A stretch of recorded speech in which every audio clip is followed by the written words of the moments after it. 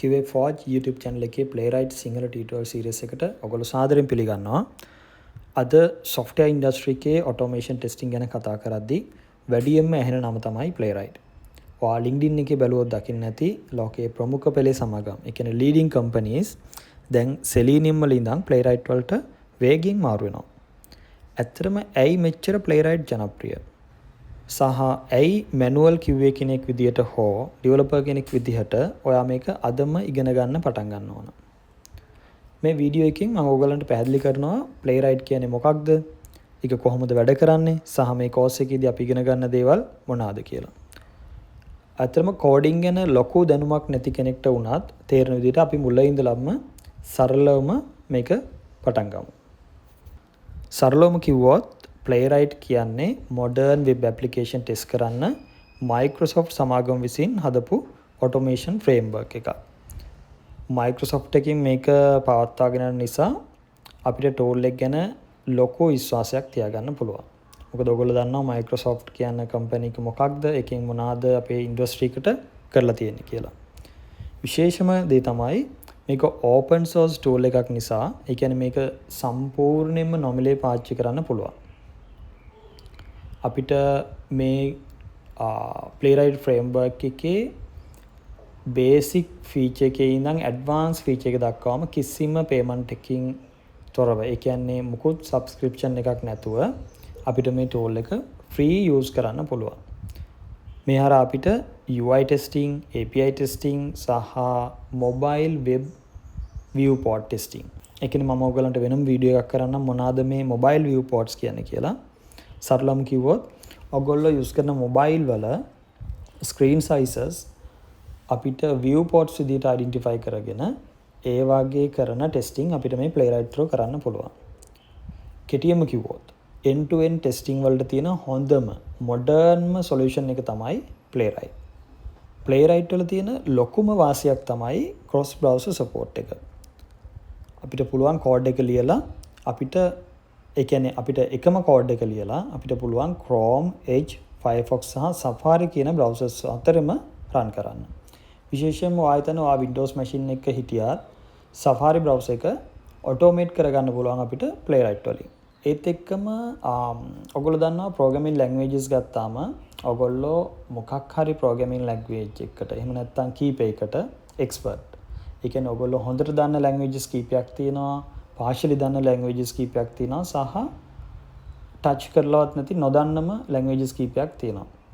හැබැයි අපි basically ගත්තොත් Java, C#, .NET සහ ඔය TypeScript, JavaScript කියන Python කියන languages අපි නිතරම use කරන languages. අපිට මේකේ තියෙන වැදගත්ම දේ තමයි ඕගොල්ලන්ට පුළුවන්. ඕගොල්ලෝ හොඳට දන්න මම හොඳට දන්න කියන්නේ මේක ඇඩ්වාන්ස්ම ලෙවල් එකට දන්න නෙමෙයි. ඔයගොල්ලෝ සාමාන්‍යයෙන් හොඳට දන්න ලැන්ග්වේජ් එකක් යූස් කරලා, ප්‍රෝග්‍රෑමින් ලැන්ග්වේජ් එකක් යූස් කරලා අපිට මේ Playwright එක වැඩ කරගෙන යන්න පුළුවන්. ඇත්තටම අපි මේ සීරීස් එකේදී පාවිච්චි කරන්නේ TypeScript. ඒකට හේතුව තමයි අද ජොබ් මාකට් එකේ Playwright TypeScript දන්න අයට තමයි වැඩියෙන්ම ඉල්ලුමක් තියෙන්නේ. දැන් ඔයාලට හිතනවා ඇති ඇයි මම Selenium අතහැරලා Playwright ඉගෙන ගන්න ඕන කියලා. ඒකට ප්‍රධාන හේතු කීපයක් තියෙනවා. ඔයගොල්ලෝ Selenium එක ගොඩක් කල් වැඩ කරන කෙනෙක් නම් ඇත්තටම දන්නවා Selenium කියන්නේ famous tool එකක්. ගොඩක් අය use කරන tool එකක්. හැබැයි ඔයගොල්ලෝ Selenium එක දිගටම වැඩ කරනවා නම් ඔයගොල්ලෝ දන්නවා example එකක් විතර ඔයගොල්ලෝ ළඟ test cases 100ක් තියෙනවා නම් 100ක් execute කරනවා නම් 80ක් pass වෙනවා. 20ක් fail වෙනවා. අපි හිතමු next time මේක run කරද්දී 70ක් pass වෙනවා 30ක් fail වෙනවා. ඒ වගේ එක වෙලාවකදී පාස් වෙනවා තවත් වෙලාවකදී ෆේල් වෙන ටෙස්ට් කේසස් ප්‍රමාණය වැඩි. ඇත්තටම අපිට Selenium test suite එක ගත්තොත් flakiness එක වැඩි.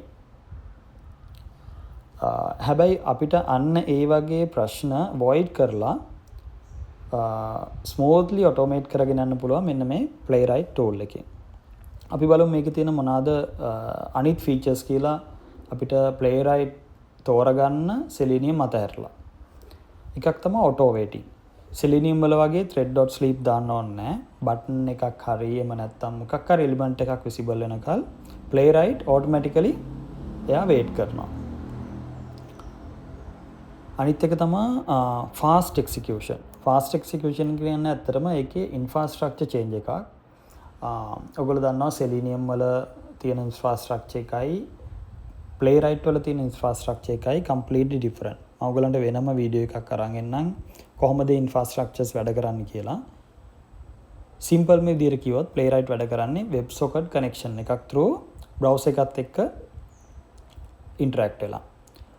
but Selenium වලදී ඔයගොල්ලෝ දන්නවා වෙනම drivers ඕන drive එක තමයි browser එකට call කරන්නේ. ඒ වගේ ටිකක් advanced process එකක් තියෙනවා. සහ ඒකේ ඔයගොල්ලෝ දන්නවා එක request එකකට response එක එනකල් ඔයගොල්ලන්ට ඊළඟ request එක යවන්න බෑ.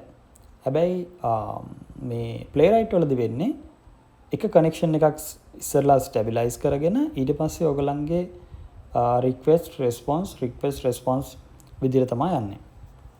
අපි ඒක තව ටිකක් ඇඩ්වාන්ස් විදිහට කතා කරමු වෙනම වීඩියෝ එකකදී. මම ඔයගොල්ලන්ට ගේන්නම් කොහොමද මේ Playwright සහ Selenium infrastructures වැඩ කරන්නේ කියලා.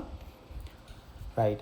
ඊළඟ එක තමයි trace viewer. trace viewer කියන්නේ මේක ඇත්තටම ඔයගොල්ලන්ගේ automation execution එකේ recording එකක් වගේ.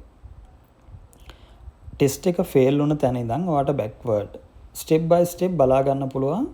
මේ ස්ටෙප් එකේදී මොකද වුනේ, මේ බටන් ක්ලික් එකකින් පස්සේ මොකද වුනේ, විෂුවලි වගේම ඒ වෙලාවේ network calls මොනවාද, network tab එකේ මොකද වුනේ, මොනවාද fail වුනේ network calls සහ console log එකේ මොකද වුනේ, ඒ විදිහට in detail report එකක් බලා ගන්න පුළුවන්. ඇත්තට මේක recording එකක්.